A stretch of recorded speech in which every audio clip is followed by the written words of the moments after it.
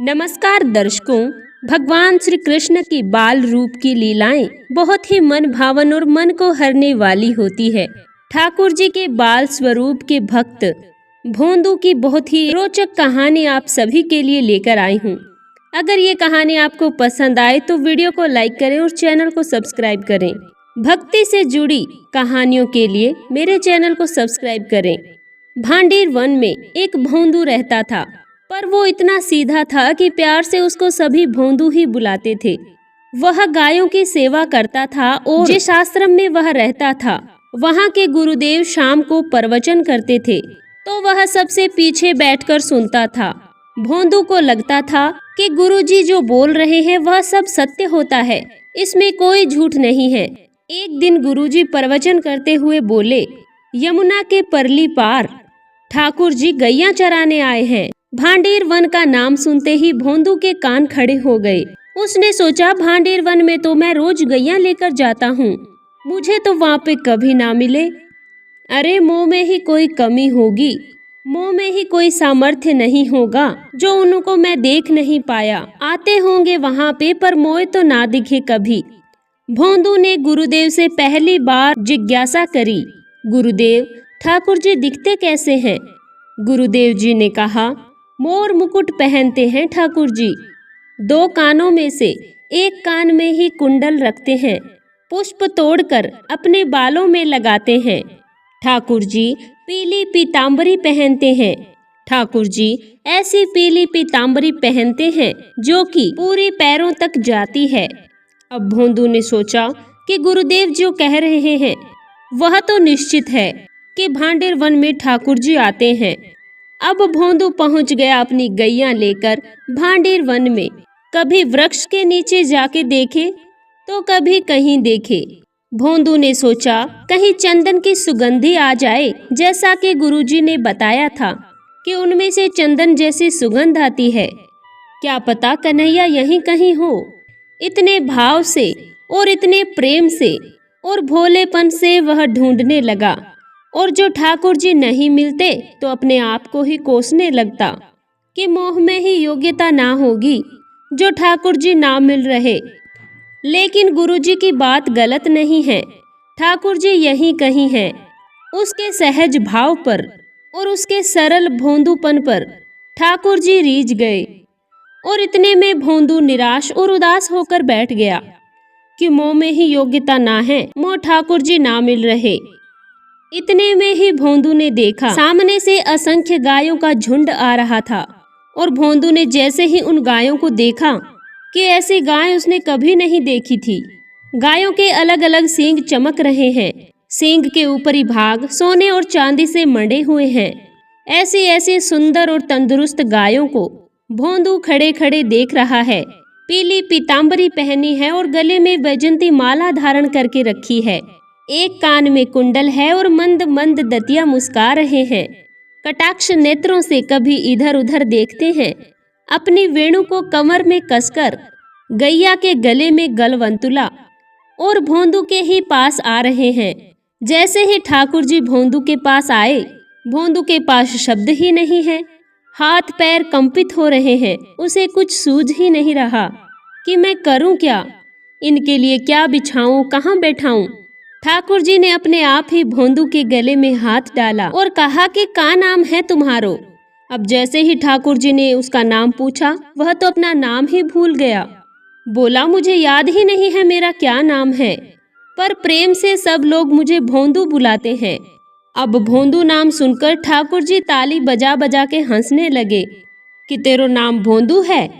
वह बोला, हाँ मेरा नाम भोंदू है, क्या आपको ये नाम अच्छा लगा? ठाकुर जी बोले, हाँ मुझे बहुत अच्छा लगा। भोंदू बोला, आपको नाम का है ठाकुर जी? ठाकुर जी बोले, तू मोहे ना जाने।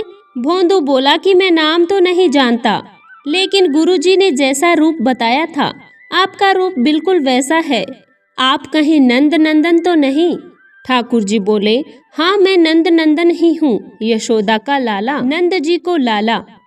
भोंदू बोला, जय हो भगवान, आज आपके दर्शन हो गए। गुरुजी और सब बालक तो आपको रोज ही मिलते होंगे, लेकिन मैं ही हूँ अभागा, मोह को आप आज मिले हो। ठाकुर जी बोले, चलो अब बात मत बनाओ, जल्दी कछु खवाओ, मको भूख लगी है। भोंदू कपड़े में रोटी बांधकर उसमें मिर्च और गुड़ रखकर वन में लेकर गया था। भोंदू के पास 2 रोटी थी। भोंदू ने जैसे ही खोली, एक ठाकुर जी के सामने रख दी और दूसरी अपने पास रख ली। ठाकुर जी ने बढ़िया रोटी ऐसे घुमाई और प्रेम से गुड़ रोटी खाने लगे। प्रेम से ठाकुर जी तो अपनी रोटी खा गए, लेकिन भोंदू तो खाना ही भूल गया। वह तो बस ठाकुर जी को ही देखे जा रहा था। ठाकुर जी बोले, और जोर की भूख लगी है मुझे तो, अपनी रोटी मोको दे दे, चलो आधी आधी खा लेते हैं। दोनों ने आधी आधी करके रोटी खाई। कल से ज्यादा रोटी लेकर आना, भूख ज्यादा लगती है, और सुनो, कल भी यही समय आयो मिलूंगो। ठाकुर जी अपने मार्ग चल दिए और भोंदू आश्रम चला गया। भोंदू इतना प्रसन्न है कि आज मोको ठाकुर जी मिल गए। गुरुदेव जी के प्रवचन का समय हो गया और भोंदू पीछे जाकर बैठ गया। गुरुदेव को प्रणाम किया कि इन्हीं की कृपा से मुझे आज ठाकुर जी के दर्शन हुए। उसने किसी को यह नहीं बताया। उसको लगा कि ठाकुर जी सबको मिलते हैं। दूसरे दिन भोंदू खूब सारी सामग्री रसोई से इकट्ठा करके जाने लगा। किसी ने जाकर गुरुदेव जी से कह दिया कि भोंदू खूब सारी सामग्री लेकर वन में जा रहा है। गुरुदेव ने कहा, भोंदू, इतनी सामग्री क्यों ले जा रहे हो? भंडारा करोगे क्या? भोंदू बोला, नहीं गुरुजी, भंडारो तो नहीं करूँगा, पर वहाँ पे नंदनंदन आते हैं। मोहन वहाँ अपनी गैया चराने आए थे, कल भी आए थे और मेरी रोटी खा गए। मैं भूखा ही रह गया, इसलिए आज मैं ज्यादा लेकर जा रहा हूँ। बेचारे कल भी बहुत भूखे आए थे, उनका भी पेट भर जाएगा और मैं भी खा लूँगा। गुरुदेव जी ने मन में सोचा कि यह बात कोई और कहे तो अविश्वास किया जा सकता है, लेकिन भोंदू झूठ नहीं बोलता। भोंदू की बात पर तो विश्वास करना ही पड़ेगा। गुरुदेव बोले, सुनो, इधर बैठो। गुरुदेव ने कहा कि ठाकुर जी आए थे, उनका रूप कैसा था? भोंदू ने कहा, जैसा रूप आपने बताया था, उनका रूप बिल्कुल ही वैसा था। ऐसे कटाक्ष नेत्र, मोती जैसे दांत, ठाकुर जी की मंद मुस्कान, ऐसी पाग, ऐसे कान। ऐसा सुनकर गुरुदेव के तो नेत्र बंद हो गए। वे अनुभव करने लगे, लेकिन गुरुदेव बोले, रूप तो कोई भी बता दे, यदि इसने चरण बता दिए तो मैं मान जाऊंगा कि वो ठाकुर जी ही थे। गुरुदेव ने पूछा, अच्छा, तुमने उनके चरण देखे थे? भोंदू बोला, हाँ गुरुजी, मैंने उनके चरण देखे थे। जब वो चलकर आगे बढ़ते हैं तो चिन्ह बन जाते हैं।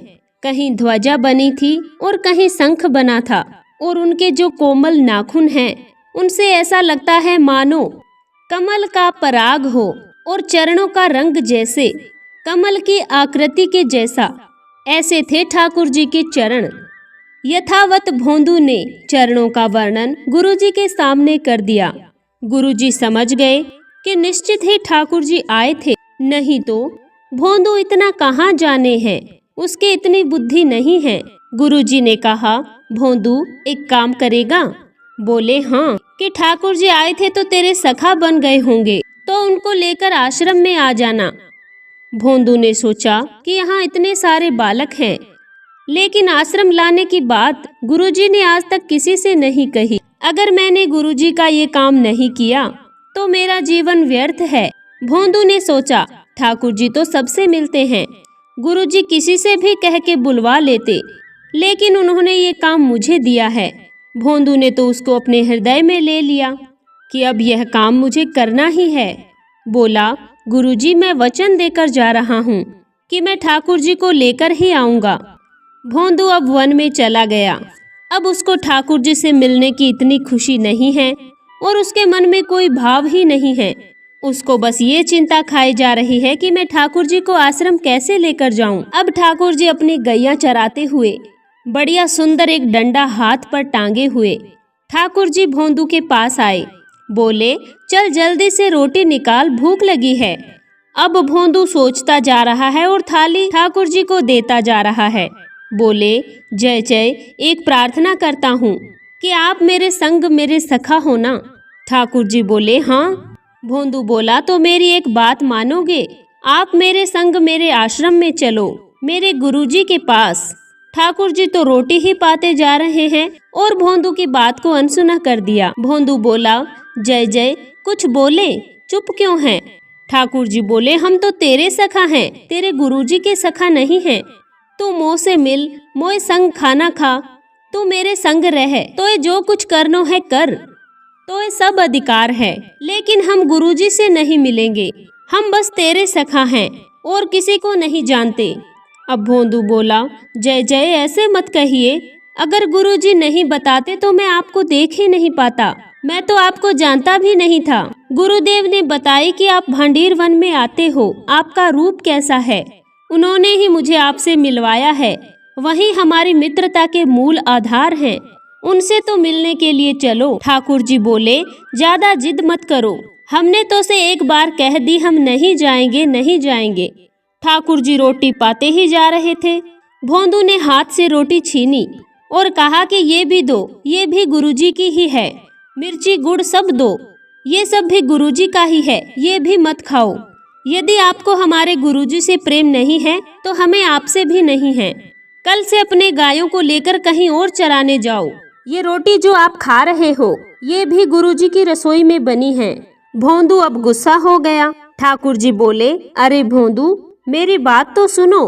भोंदू कहता कि अब मैं नहीं सुनूंगा, आपने 3 बार कह दिया कि मैं नहीं जाऊंगा और ये भांडीर वन मेरा है। अपनी गैया चराने के लिए कल से आप और कहीं चले जाना, नहीं तो मैं तुम्हारी गैया को लेकर चला जाऊंगा, फिर तुम्हारी मैया बाबा सब तुमको मारेंगे। ठाकुर जी बोले, अरे भोंदू इतना नाराज मत हो। भोंदू बोला, अगर मुझसे मित्रता रखनी है तो मोको वचन देना पड़ेगा कि आप आश्रम चलोगे, और अगर आपने फिर से ना कही तो मैं जा रहा हूँ और कभी आपको अपना मुख नहीं दिखाऊंगा। ठाकुर जी बोले, इस मुख को देखने के लिए और इस भोले संग को पाने के लिए कितनी तपस्या करें। भोंदू बोला, जो तपस्या करे उनको ही तपस्या मुबारक हो। आप तो मुझे कल ही मिले हो, वो भी गुरुदेव जी की कृपा से। अब ठाकुर जी भोंदू से बोले, मैं तो ना जाऊंगा, मैं तो तेरे पास ही रहूंगा। भोंदू गुस्से से बोला, ठीक है मैं जा रहा हूँ वापस। ठाकुर जी पुकार रहे हैं। भोंदू मानो जैसे त्रिलोकी लेकर जा रहा हो। भोंदू ऐसे जा रहा है जैसे मानो ठाकुर जी का पूरा ऐश्वर्य लेकर जा रहा हो। भोंदू चलता जा रहा है और कह रहा है कि आज से मैं आपको अपना मुख नहीं दिखाऊंगा। अब भोंदू थोड़ी दूर गया। ठाकुर जी को लगा कि वापस आ जाएगा, लेकिन भोंदू तो दिखना ही बंद हो गया। अब हमारे ठाकुर जी विचलित हो गए और दौड़े भोंदू की तरफ। ठाकुर जी दौड़कर गए और भोंदू के पिद्धी पर चढ़ गए। बोले, ले चलो अपने गुरुजी के पास, लेकिन तुझे अपने से दूर नहीं होने दूंगा।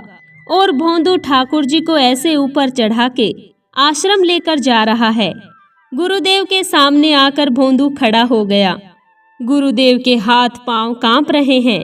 इतनी मोहक छवि देखकर गुरुदेव खड़े ही रह गए। भोंदू के पिद्धी पर ठाकुर जी चढ़े आ रहे हैं। आज गुरुदेव ने भोंदू को ही प्रणाम कर दिया कि तू तो धन्य है कि हमने इतनी तपस्या की, भजन किया और घर परिवार का त्याग किया, तब भी हमें ठाकुर जी नहीं मिले। लेकिन वाह रे भोंदू, तेरी सरलता और तेरी सहजता, तेरा निर्मल भाव कि ठाकुर जी तेरे अधीन होकर यहाँ तक चले आए। गुरुजी निःशब्द भोंदू और ठाकुर जी को देखे ही जा रहे हैं। तो दोस्तों, भगवान श्री कृष्ण की ये लीला आपको कैसी लगी? कमेंट में जय श्री कृष्णा लिखें। वीडियो को लाइक करें। धन्यवाद।